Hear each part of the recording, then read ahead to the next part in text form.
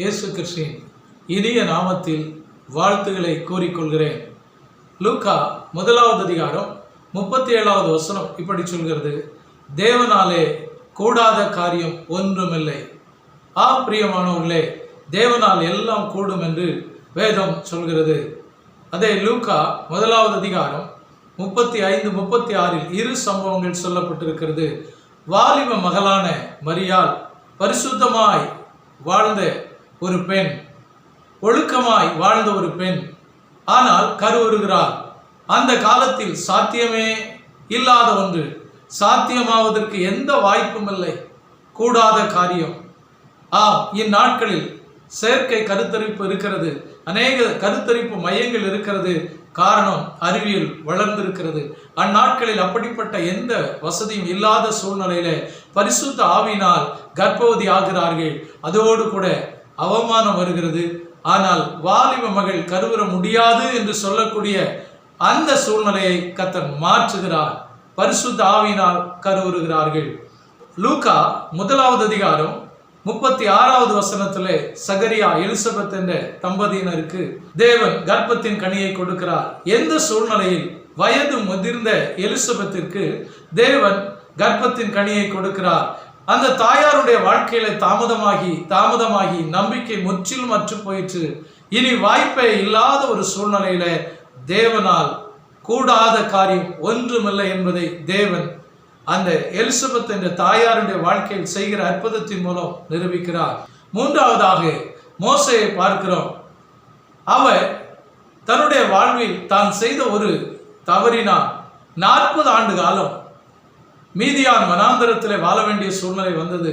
இஸ்ரவேல் ஜனங்களை பாலும் தேனும் ஓடுகிற கானானுக்கு தேவன் என்னை கொண்டு இந்த எகிப்தில் இருந்து அந்த இனிய கானானுக்கு கொண்டு போவார் என்ற ஒரு நம்பிக்கை அவருடைய வாழ்க்கையில் இருந்தது.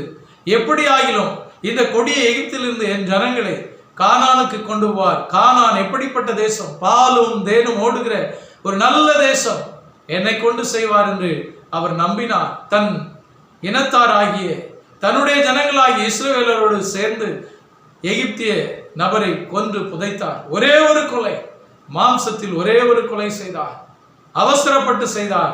மீதியான் வனாந்தரத்தில் 40 ஆண்டு காலம் அவர் தங்கியிருந்தார். அந்த நாட்களிலே அவர் நினைத்திருக்க கூடும், ஒரு நாள் அல்ல, வாரங்கள் அல்ல, அல்லது ஒரு மாதம் அல்ல, ஒரு வருடம் அல்ல, 40 ஆண்டு காலம் தன்னுடைய நம்பிக்கையெல்லாம் போயிற்று. இனி வாய்ப்பே இல்லை, எல்லாம் முடிந்து போயிற்று. தேவன் என்னை குறித்து ஒரு நல்ல திட்டம் வைத்திருந்தார், நல்ல ஒரு தரிசனம் வைத்திருந்தார். நான் மாம்சத்தில் செய்த ஒரே ஒரு தவறு, நான் என் மாம்சிக சிந்தையினால் எடுத்த அவசர முடிவு இன்றைக்கு மிகப்பெரிய தேவ திட்டத்தை இழந்து பல ஆண்டுகள் நான் முடக்கப்பட்டிருக்கிறேன். பல ஆண்டுகள் வாய்ப்பில்லை என்ற ஒரு சூழ்நிலையை தள்ளப்பட்டிருக்கிறேன். இனி என்னால் முடியாது, என்னால் ஆகாது, என்னை கொண்டு அவர் செய்யவே முடியாது. அப்படியே என் காலத்தை ஓட்டிக்கொண்டு என் வாழ்க்கையை இந்த வனாந்தரத்தில் முடித்து விட வேண்டிய சூழ்நிலையில் நான் இருக்கிறேன் என்று பலமுறை மோசே புலம்பி இருக்கக்கூடும். புலம்பி கடைசியில் இனி நடக்கிற காரியத்தை பார்ப்போம் என்று நினைக்கும் போது யாத்திராவும் 3வது அதிகாரத்தில் முச்சடியில தேவன் தோன்றி, உன்னை நான் மறுபடியும் பார்வோனுக்கு முன்பாய் நிறுத்துவேன் என்று சொல்கிறார். அவர் வாழ்க்கையில எல்லாம் முடிந்த சூழ்நிலையில, நம்பிக்கை அற்றுப்போன சூழ்நிலையில புதிய துவக்கத்தை கொடுக்கிறார். முடிவை சந்தித்துக் கொண்டிருந்த, முடிவை எழுதி கொண்டிருந்த, அல்லது வாழ்க்கையில் முடிவென்ற அத்தியாயத்திற்கு வந்துவிட்ட மோசேக்கு புதிய துவக்கத்தை கொடுக்கிறார். மோசேயை கொண்டு வல்லரசு தேசமான அந்த எகிப்திலே பார்வோனுக்கு முன்பாய் 10 வாதைகள் செங்கடலை 2ஆய் பிளக்கிறார். தேவன் அவரோடு கூட இருந்து இரவில வெளிச்சம் கொடுப்பதற்கு அக்னி ஸ்தம்பத்தையும், பகலிலே நிழல் கொடுப்பதற்கு மேக ஸ்தம்பத்தையும் அவரோடு கூட அனுப்புகிறார். வழிகளில் எல்லாம் அற்புதம், மன்னா பொழிந்தது. அவரை போல ஒரு தீர்க்கதரிசியை அதற்கு முன்னும் பின்னும் தேவன் எழுப்பினதே இல்லை. என் வாழ்க்கையில மாம்சத்தில் எடுத்த ஒரே முடிவு இப்படி ஆயிற்று என்று கலங்குகிற நமக்கு கர்த்தர் சொல்கிறார், தேவனால் கூடாத காரியம் ஒன்றுமில்லை. முதலாவது ஒன்று பார்க்கிறோம், பரிசுத்தமான வாழ்க்கை வாழ்ந்த அந்த கன்னி மரியாளுடைய வாழ்க்கையில புரியாத புதிய காரியத்தை தேவன் செய்தார். அந்த மகளுடைய வாழ்க்கையில அவமானம். அந்த நாட்களிலே ஜனங்களை சந்திக்க முடியவில்லை.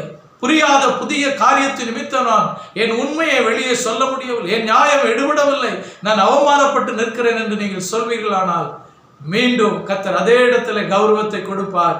உலக இரட்சகராய் இயேசு வெளிப்பட்டார். இரண்டாவது எலிசபெத் என்ற தாயாருடைய வாழ்க்கையிலே தாமதங்கள் நம்பிக்கையை முற்றிலும் சிதைத்தது. ஆனால் மீண்டும் புதிய நம்பிக்கையை தேவன் கொடுத்து ஒரு தீர்க்கதரிசியை, எச்சரிக்கிற யோவான் ஸ்நானகன் என்ற தீர்க்கதரிசியை இந்த உலகத்திற்கு தேவன் கொடுத்தார். அவருடைய வெளிச்சத்திலே அநேக வெளிச்சத்தை கண்டார்கள். உதிக்கிற அந்த வெளிச்சத்தின் இடத்திற்கு அநேகர் வந்தார்கள். ஆம், தேவனால் கூடாத காரியம் ஒன்றுமில்லை. மோசேயுடைய வாழ்க்கையில மாம்சத்தில் நான் செய்த தவறு என்னுடைய வாழ்க்கையில் எல்லாவற்றிற்கும் முடிவு சரித்திரத்தை எழுதிவிட்டது, நான் முடிவுக்கு வந்துவிட்டேன் என்று முடிவு முடிவு முடிவு வாய்ப்பில்லை. ஆனால் புதிய துவக்கத்தை கொடுத்து மோசேயை போல அற்புத அடையாளங்கள் செய்தது யாருமே இல்லை. மோசேயை போல தேவனோடு முகமுகமாய் பேசினது யாரும் இல்லை. மோசே தேவனுடைய சிநேகிதன் என்று அழைக்கப்பட்டான். அந்த புதிய துவக்கத்தை தேவன் கொடுத்தார். இந்த சத்தத்தை கேட்கிற நம்முடைய வாழ்க்கையிலும் முடியாது என்று எந்த சூழ்நிலையில் நீங்கள் சொல்லிக் கொண்டிருக்கலாம், தேவனாலே கூடாத காரியம் ஒன்றுமில்லை.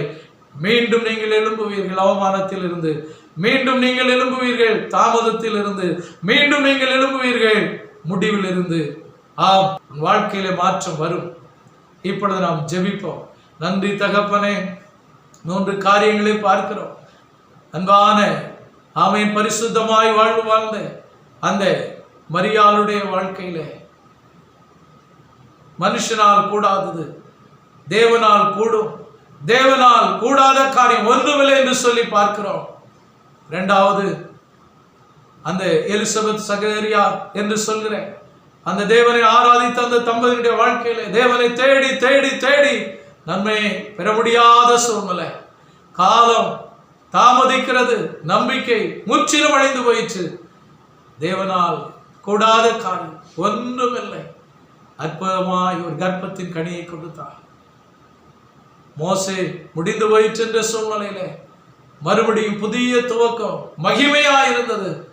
இந்த காரியத்தை, இந்த சத்தத்தை கேட்ட ஒவ்வொரு பிள்ளைகளையும் ஆமையின் நினைவு கூர்ந்து ஆசீர்வதிக்கும்படியாய் ஜெபிக்கிறேன்.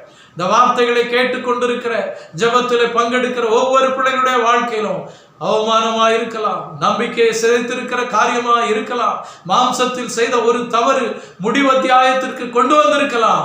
தேவனாலே கூடாத காரியம் ஒன்றுமில்லை. மீண்டும் பெற்றுக்கொள்ள கர்த்தர் உதவி செய்யுங்க. நீர் உதவி செய்யும்படியாய் ஜெபிக்கிறேன். உம்முடைய கரம் கூட இருப்பதாக. தேவனாலே கூடாத காரியம் ஒன்றுமில்லை என்பதற்கு கர்த்தர் என் வாழ்க்கையில் அற்புதம் செய்தார் என்று சொல்லும்படி நீர் கர்த்தாவே அவர்களை மறுபடியும் தூக்கி நிறுத்துவீராக. தேவனாலே கூடாத காரியம் ஒன்றுமில்லை. கிரியையினால் வெளிப்பட போகிறதற்காய் நன்றி. ஒவ்வொரு குடும்பத்தாரையும் பிள்ளைகளையும் சாட்சியாய் நிறுத்துங்க. இயேசுவின் நாமத்தில் ஜெபிக்கிறேன் நல்ல பிதாவே. ஆமென். ஆமென். May God bless you.